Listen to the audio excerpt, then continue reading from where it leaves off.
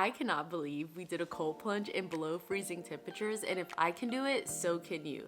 If you're new here, my name is Myrna. I love all things DIY wellness and basically doing anything on a budget. This week, we're just cleaning up some neglect, getting ready for the year, and we'll talk all things cold plunge benefits and how you can get started. We're also gonna do a cute little DIY, so let's jump right on it. We found a $40 Rubbermaid stock tank on Marketplace, so we're doing this very budget friendly.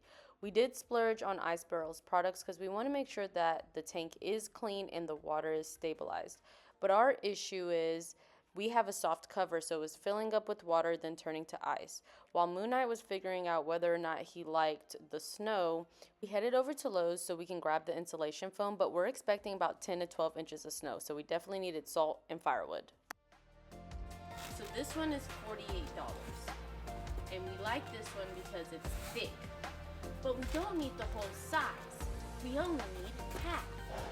What if we just get one of these and then just stack them on top of each other since we only need half and it's the same size? We were not going to pay $50 for a 2-inch sheet when we can get a 1-inch and stack it on top of each other for half the price. But this foam board was too big, so we found a box cutter from one of the employees so we can slice it in half and be able to fit it into the truck and get it home safely. Really want to talk about the cold plunging, but first, to get the foam board situated, we just used a jigsaw. We're expecting about 6 to 12 inches of snow, so while I'm salting, we'll talk about plunging. Cold exposure has been a game changer for me. Increases those energy, focus, and happy hormones while also activating your brown fat, the good fat. This helps burn calories and helps regulate your metabolism while also decreasing inflammation and blood pressure, which is good for heart and brain health, but it also makes you stress resilient, making you calmer and stronger in tough situations in the real world. This is the coldest I've ever done it. Here's how it went. And you can start by simply taking a cold shower every day.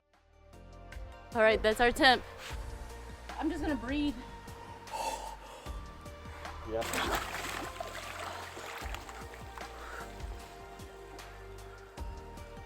Arms down. I can't. Yes, you can. You've already gotten in there. Breathe through it. Now tell me something philosophical. Ooh, that God is good, and I can do all things through Christ who strengthens me. This is gonna be a good year. We're doing things that makes us really uncomfortable. Has it been a minute yet? 3, 2, 1.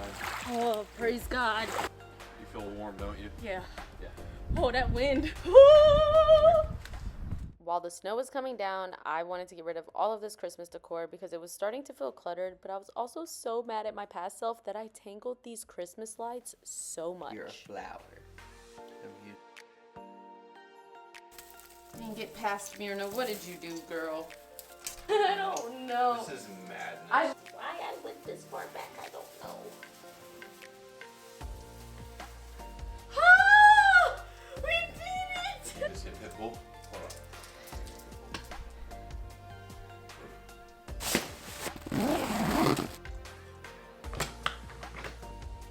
Here it is. I feel like I'm in my evil layer. I know I look crazy. It's 11:30 at night and the snow is finally here. Oh, I'm so excited for this snow day tomorrow. Okay, let's go.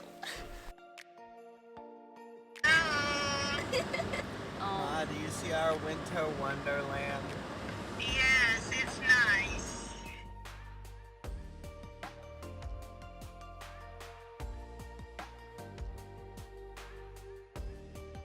Hi guys, we got so much snow. I'm so excited to go outside and go play, get the driveway cleared. Because we put the salt down, we didn't get that much accumulation on our driveway compared to our neighbors.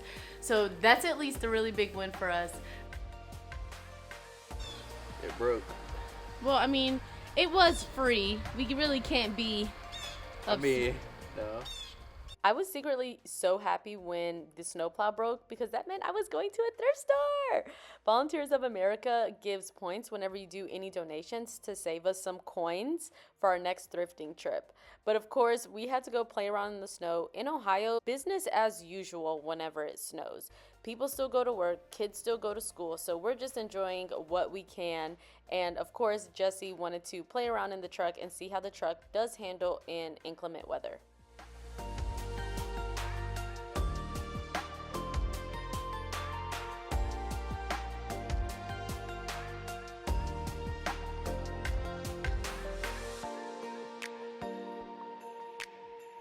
Being someone that puts about 7,000 holes in a wall, this is the easiest way that I have found to hang up some shelves. So we're gonna start with just laying out some painter's tape, however which way you wanna do it. I measure it on the shelf to see how long it's going to be, and then I just simply take a level, line it up with the tape to see if it's leveled. I just need someone to hold this so I can draw! I can't ask Jesse to help me, so I gotta figure this out. I have an idea. Okay, this is gonna work. Just need a tripod. We marked where we will be drilling our holes for our drywall anchors. You want to make sure that you have drywall anchors. It's really important if you don't have a stud nearby. But I didn't have a hammer or a mallet, so I just used what I had. And make sure you take that painter's tape off before you put your anchors in. But since I'm doing this by myself, I just drilled in the top and then the bottom. And I surprised myself.